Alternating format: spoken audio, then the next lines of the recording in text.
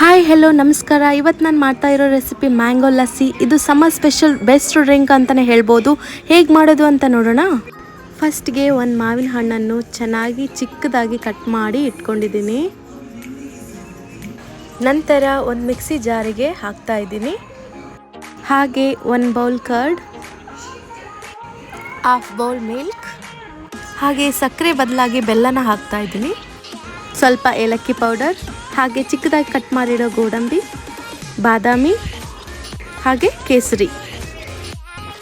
ನಂತರ ಐಸ್ ಕ್ಯೂಬ್ಸ್ನ ಹಾಕಿ ಚೆನ್ನಾಗಿ ಬ್ಲೆಂಡ್ ಮಾಡಿದರೆ ಮ್ಯಾಂಗೋ ಲಸ್ಸಿ ಇಸ್ ರೆಡಿ.